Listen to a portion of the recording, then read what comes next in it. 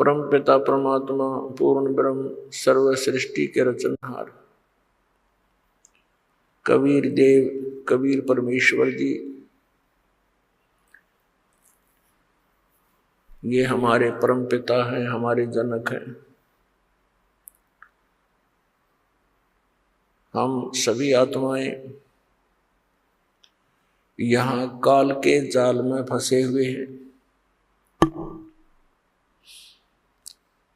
इस काल के षड्यंत्र का पर्दाफाश करने के लिए स्वयं परमेश्वर ही यहाँ आते हैं। कबीर परमात्मा ये वही परम अक्षर ब्रह्म है जिसको वेदों में पूर्ण परमात्मा परम अक्षर ब्रह्म, गीता जी में जिसको उत्तम पुरुष तु अन्य परम अक्षर ब्रह्म कहा है। ये संसार रूपी वृक्ष के जड़ हैं, मूल हैं, अर्थात सर्व सृष्टि के वो पालनहार हैं। हम यहाँ काल के जाल में आकर फंस गए। यहाँ कोई भी प्राणी सुखी नहीं है। पुण्यात्माओं, जब तक हम सत्संग नहीं सुनते तब तक हम अपने प्रतिदिन के कर्म को उत्तम मानकर और अपने जीवन का लक्ष्य जानकर ही कर रहे होते हैं। जब हम सत्संग सुनते हैं, परमात्मा के विधान से परिचित होते हैं, अपने कर्तव्य कर्मों का हमें ज्ञान होता है, अकर्तव्य कर्मों का भी ज्ञान होता है। कौन से कर्म करने योग्य हैं, कौन से ना करने योग्य हैं, उनका भी ज्ञान हमें सत्संग से ही होता है। और पुण्यात्माओं, सत्संग की प्राप्ति अति दुर्लभ है। और जिन पुण्यात्माओं को सत्संग प्राप्त हो रहा है वो बहुत ही अच्छे संस्कारी हंस हैं। वो युगों युगों से परमात्मा की साधना भक्ति करते आ रहे हैं। आज वही पुण्यात्मा प्रथम अग्रसर हो रही है जो पिछले जन्म जन्मांतर से परमात्मा की कसक में भटक रहे हैं। और वही अब पार होंगे। परमात्मा कहते हैं कि ये भोली आत्मा सत्संग ना सुनकर अपने ही विचारों के आधार से अपने ही क्रियाओं को उत्तम मानकर भक्तों और संतों को हेय समझते हैं, उनके साथ मजाक करते हैं, क्योंकि उनको ज्ञान नहीं। इसके विषय में परमात्मा ने कहा कि साधों से ती मस्करी और ये चोरा नाल खुशहाल मल अखाड़ा जीतेंगे, ये युगन युगन के माल। संत भक्तों जो सतमार्ग बताता उनके साथ तो ये मस्करी करते हैं, मजाक करते हैं, उनका उपहास करते हैं।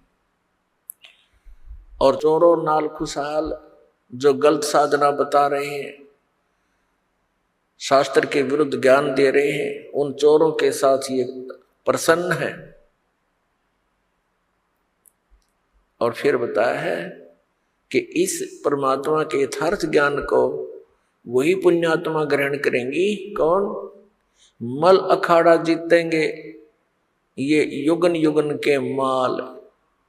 माल माने रेसलर यानी पहलवान। इस भक्ति रूपी अखाड़े के वो पहलवान हैं जो युगों युगों से एक्सरसाइज करते हुए आ रहे हैं और वो परमात्मा के ज्ञान को शीघ्र ग्रहण करते हैं। और दूसरे जो भक्तिहीन प्राणी हैं वो संतों के साथ मस्करी करते हैं, मजाक उड़ाते हैं, उनकी निंदा करके पाप के भागी बनते हैं। उसके विषय में कहा कि साधों से ती मस्करी और चोरों नाल खुशहाल, ये तो मल अखाड़ा जीतेंगे, युगन युगन के माल है। युगों युगों से लगे हुए हो आप, तब जाकर के आपको इस परमात्मा के गेम में सिलेक्शन हुआ आपका। ये अंतिम मैच है ही अब के, जब तुम समझ गए इस ज्ञान को आप जी, तो अंतिम गेम है ही आपका, और निकल जाओगे गंदे लोक से, सतलोक चले जाओगे, सदा के लिए सुखी हो जाओगे।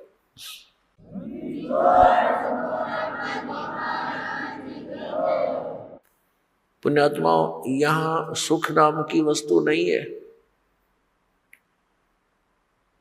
और जिस सुख को हम यहां खोज रहे हैं उसका कितना नामो निशान नहीं। जिस कारण से अंत में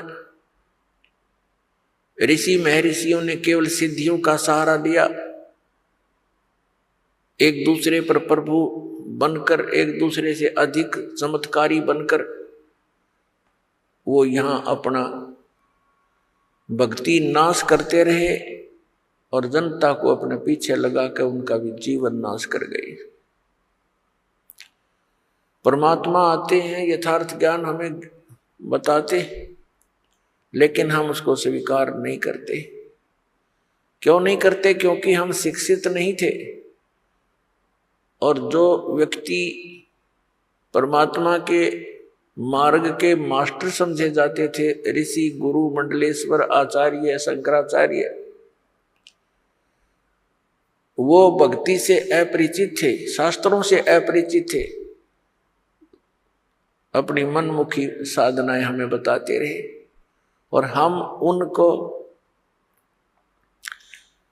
एक पहुंचे हुए महापुरुष, परम धनी मानकर हम निरसंशय होकर के उनके प्रत्येक वचन का पालन करते रहे। उन्होंने हमें कुछ भी ज्ञान दिया स्वीकार्य किया, क्योंकि हमें पता नहीं था, और हम उनको एक विद्वान पुरुष मानते थे। जैसे कोई रोगी डॉक्टर के पास जाता है और उस डॉक्टर ने बहुत बड़ा बोर्ड लगा रखा है,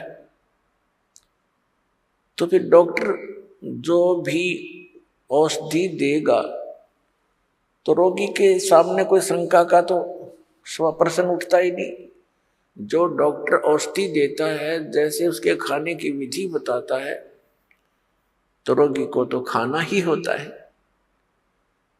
तो पुण्यात्मा, डॉक्टर की औषधि को डॉक्टर ही बता सकता है कि ये रोग नाशक है, या वैसे कोई पुड़िया में राख बांध कर दे रखी है। तो ये दास भी डॉक्टर है अध्यात्म मार्ग का। हम सभी प्राणियों को जन्म और मृत्यु का रोग लगा हुआ है, और जब तक जन्म और मृत्यु का नाश, ये अंत नहीं होगा, तब तक हम परम शांति को नहीं प्राप्त कर सकते। तो पुण्यात्माओं, इस दीर्घ रोग के नाश की कौन सी औषधि है, कौन सा उपचार है, अर्थात जन्म मरण के रोग का नाश करने वाले कौन से मंत्र हैं या पूजाएं हैं, कौन सी साधनाएं हैं, उनका प्रमाण कहाँ है, और किन किन महापुरुषों ने इस औषधि का सेवन किया, अर्थात इस साधना का प्रयोग किया, और कौन कौन पार हुए। जैसे कोई डॉक्टर होता है, वो औषधि देता है और रोगी बहुत दुखी होता है, तो वो बताता है, वैद्य बताता है कि एक व्यक्ति फलाने गांव का, उसका ये नाम है, उसके यही रोग था, उसने ये औषधि खाई थी, वो ठीक हो गया। ऐसे कई व्यक्तियों के नाम बताता है। तो वो व्यक्ति जो रोगी है, उसको दृढ़ता आती है कि इसी रोग का रोगी ऐसे ऐसे गांव में वो भी ठीक हुआ है। तो फिर हम उसको हौसला बढ़ता है, वो दृढ़ होता है, उस औषधि को वो प्रयोग करता है और वो स्वस्थ हो जाता है। तो इसी प्रकार दास आपको जन्म और मृत्यु के रोग की वो औषधि देगा, दे रहा है, जो कुछ महापुरुषों ने प्रयोग की और वो इस जन्म मरण के रोग से मुक्त हुए। उसके अतिरिक्त अन्य जो भी औषधियां यानी वे ऑफ वर्शिप, पूजा का मार्ग, पद्धति, भक्ति की पद्धति, अन्य जो संत बता रहे हैं, जो दास आपको बता रहा है, इसके अतिरिक्त वो व्यर्थ है, क्योंकि वो हमारे सदग्रंथों में प्रमाणित नहीं है और उनका कोई ऐसा इतिहास नहीं है कि वो ये कहें कि इस मंत्र के, इस साधना के करने से अमुक संत पार हो गए, अमुक भक्त पार हुए। और दास आपके समक्ष उन महापुरुषों के नाम, उन महापुरुषों की भक्ति विधि, उन्हीं के अमृत वचनों से और फिर सदग्रंथों से, यानी जिनको हम सदग्रंथ मानते हैं, प्रत्येक पवित्र धर्म के पवित्र सदग्रंथ, जैसे पवित्र चारों वेद, पवित्र श्रीमद् भगवत गीता, पवित्र पुराण, पवित्र कुरान, पवित्र बाइबल, पवित्र गुरु ग्रंथ साहिब आदि। तो पुण्यात्मा, मुझ दास का एक ही प्रयत्न है कि जनता आज शिक्षित है, श्रद्धालु सब अक्षर ज्ञान युक्त है, हमारे सदग्रंथ हमारे पास उपलब्ध हैं और हम आसानी से निर्णय कर सकते हैं कि कौन सी साधना किस महापुरुष ने की जिससे उसका मोक्ष हुआ। ये दास आपके रूबरू करेगा, आप बहुत आसानी से समझ जाओगे। सबसे बड़ी समस्या हमारे सामने ये आई हुई है कि हम ये निर्णय नहीं कर पा रहे हैं कि कौन सी भक्ति सही है और कौन भगवान है। ये निर्णय हुआ और मोक्ष, क्योंकि फिर तो वो क्रियाएं जो दास बताएगा, सदग्रंथों में प्रमाण दिखाएगा और जिन महापुरुषों ने साधना की उनके वो अमृत वचन दिखाएगा, तो आपको आसानी से प्रमाणित हो जाएगा, विश्वास हो जाएगा, फिर तो भक्ति करनी ही करनी शेष है। और वो इतनी आसान है, नाम उठत नाम बैठत नाम सोवत जागबे, नाम खाते नाम पीते नाम सेती लागबे। काम करते करते उस नाम का जाप करना है। कौन से नाम का जाप करना? सतनाम का जाप करना। जो भी कंप्लीट कोर्स आपको दिया जाता है उन सभी मंत्रों का जाप करना है। पुण्यात्माओं, दास बार बार कहता है कि जैसे पवित्र चारों वेद, पवित्र श्रीमद् भगवत गीता, ये दोनों एक ही है। पवित्र चारों वेदों का निष्कर्ष है श्रीमद् भगवत गीता। श्रीमद् भगवत गीता और वेद ये गॉड गिवन स्पिरिचुअल नॉलेज है, ये परमात्मा का दिया हुआ ज्ञान है। परम अक्षर ब्रह्म यानी कबीर साहिब जी ने, कबीर परमेश्वर जी ने, असंख्य ब्रह्मांडों के स्वामी ने ये चारों यानी पांचों वेद, एक सूक्ष्म वेद और है, पांचों वेद इस सरपुरुष अर्थात ज्योति निरंजन के अंतःकरण में फैक्स कर दिए थे।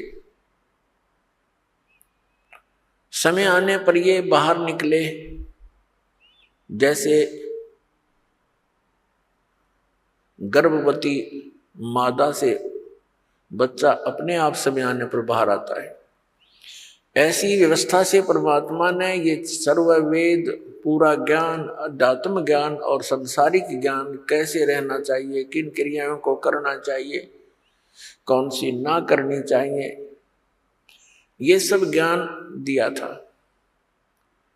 परमात्मा कौन है, उसकी साधना कौन सी है, तुम जहां रह रहे हो उस वो परमात्मा किस स्तर का है, वो तुम्हें कितना लाभ दे सकता है, वो कितनी हानि कर सकता है, ये सब ज्ञान दिया था।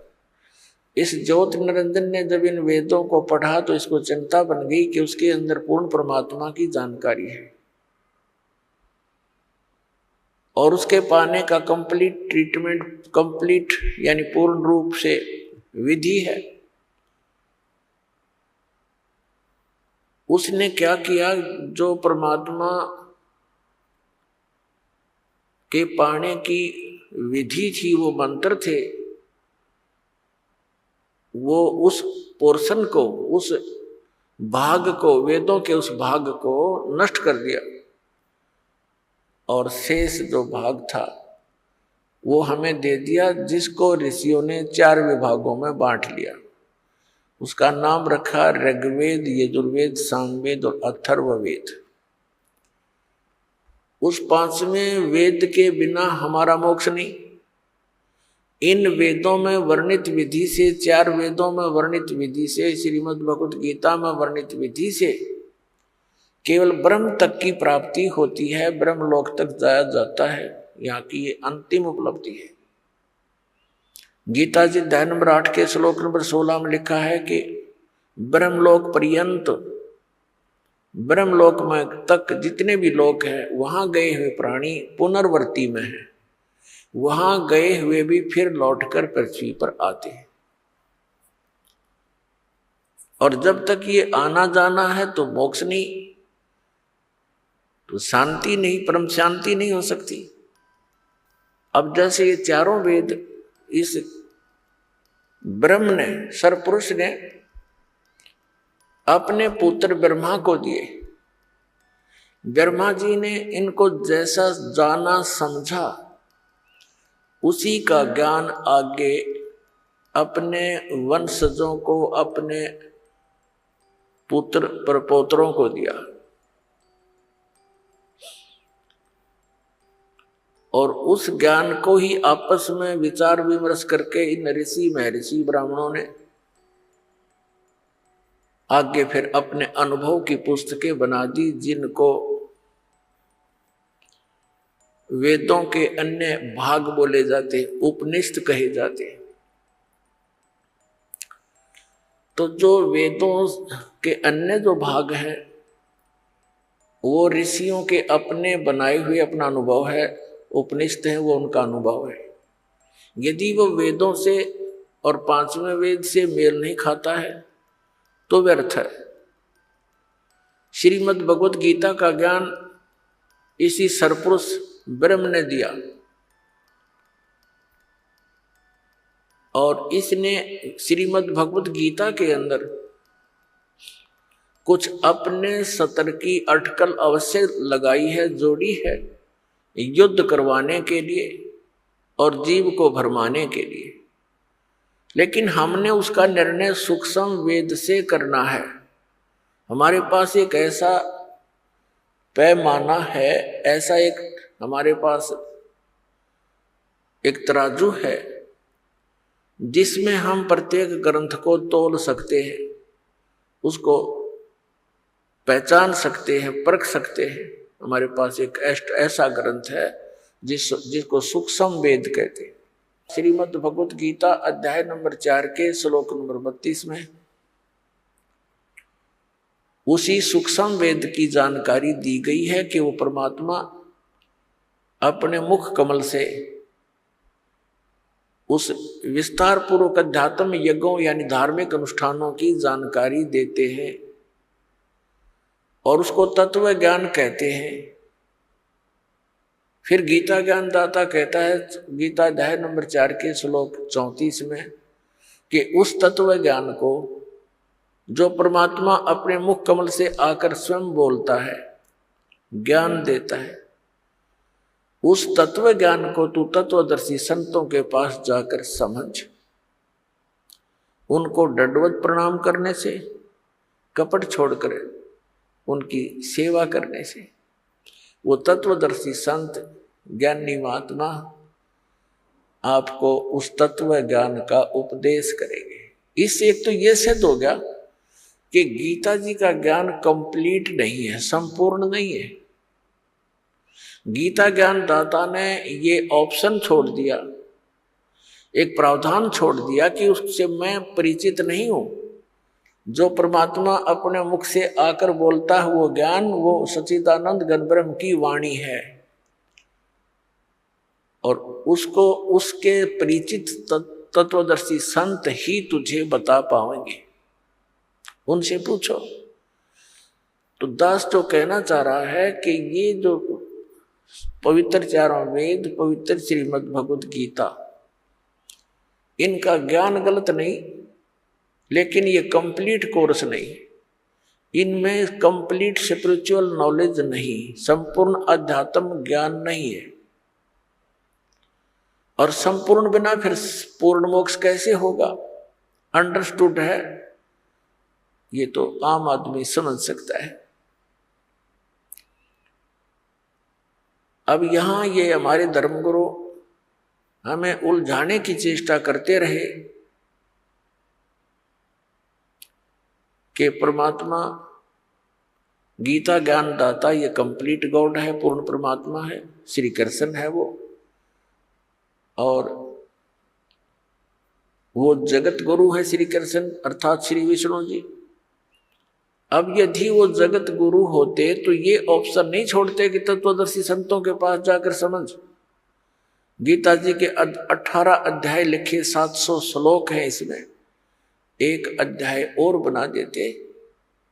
इसमें क्या कौन से कागज समाप्त होते या कोई समय की सीमा थी?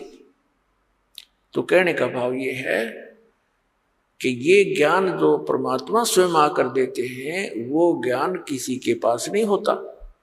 तो उसको परम अक्षर ब्रह्म सच्चिदानंद घन ब्रह्म की वाणी कहते हैं, कबीर वाणी है वो, कबीर वाणी। तो कहने का भाव ये है कि जो वेदों गीता के अंदर जो वर्णित विधि है वो गॉड गिवन है। गॉड गिवन मीन पूर्ण परमात्मा ने वेद दिए ब्रह्म को, ब्रह्म ने आगे फिर अपना ज्ञान दिया अपने पुत्र को, ब्रह्मा जी को, और फिर अर्जुन को श्री कृष्ण में प्रवेश करके युद्ध वेदों का सारांश और कुछ अपनी अटकलबाजी इसमें और मिला दी। तो ये 9 मन सूत उलझा दिया कुछ तो इस काल भगवान ब्रह्म ने, फिर ऋषियों के अधूरे अनुभव ने इस अध्यात्म मार्ग में 9 मन सूत उलझा दिया। उस 9 मन सूत को सुलझाने के लिए वो परमात्मा स्वयं ही आते हैं और उसको सुलझाकर रख देते हैं। जैसे आज से 600 वर्ष पहले लगभग परमात्मा आए थे, सन 1398 से सन 1518 तक 120 वर्ष परमेश्वर यहाँ रहे पृथ्वी पर। सतलोक से सह शरीर आए थे, सह शरीर चले गए थे। तो उसमें उन्होंने अपना ये ज्ञान बोला था, अपनी अमृतवाणी बोली थी, वो परम अक्षर ब्रह्म है। तो उस समय इस अध्यात्म ज्ञान को सुलझाकर अपनी अमृतवाणी में लिख कर चले गए थे। परमात्मा जानी जान है, उनको मालूम था कि काल फिर से अपना कोई अटकलबाजी अड़ाएगा। तो परमात्मा के जाने के बाद उसी परमात्मा परमेश्वर कबीर देव जी के, कबीर साहिब जी के पंथ में, उन्हीं का गुणगान करने वालों में काल के दूत घुस गए। उन्होंने भिन्न भिन्न पंथ कबीर जी के नाम से चला दिए और उन्होंने उस सूक्ष्म वेद को, जो कबीर वाणी को, अपने अनुकूल जो भी उनकी व्याख्या, उनके अनुभव, उन्होंने जिससे भी कुछ ज्ञान ग्रहण किया उस ज्ञान का जैसे भी समर्थन, उस अज्ञान का समर्थन, अपने अज्ञान अनुभव का समर्थन करने के लिए उन्होंने ग्रंथ उस कबीर सागर में, कबीर साहब की वाणी में भी कुछ हेर फेर कर दिया। अब कारण क्या था कि वो लोग ये कहा करते थे कि कबीर सागर से हम ज्ञान दे रहे हैं, और वो बक रहे थे वैसे। फिर उन्होंने देखा कबीर सागर में कि कल ने कोई पूछ ले भी कहाँ कबीर सागर में, तो देखा उसमें गड़बड़ी पाई। उनकी व्याख्या के विपरीत कबीर सागर परमात्मा की वाणी बोल रही थी, कबीर साहब की वाणी। तो उन्होंने उसमें अपनी अटकल अनुसार अपने अज्ञान को सत्य करने के लिए कुछ उसमें परिवर्तन भी किए। अब मालिक को मालूम था कि 600 वर्ष तक, क्योंकि आज इसकी आवश्यकता होना पड़नी थी, इस सूक्ष्म वेद की, इसकी पूर्ति करने के लिए कबीर परमेश्वर जी ने अपनी प्यारी आत्मा गरीबदास साहब जी को गांव छुटानी, जिला झज्जर, हरियाणा प्रांत के अंदर आदरणीय गरीबदास साहब जी का जन्म एक किसान परिवार में जाट जाति में हुआ। वैसे संत जाति नहीं मानते, लेकिन जिस वर्ण में हम पलते हैं उसकी थोड़ी बहुत छाप लगी ही रह जाती है। लेकिन परमात्मा ने इस कंसेप्ट को क्लियर कर दिया है कि जात ना पूछो संत की, पूछ लीजिए ज्ञान, और तो मोल करो तरवार का, पड़ी रहने दो म्यान।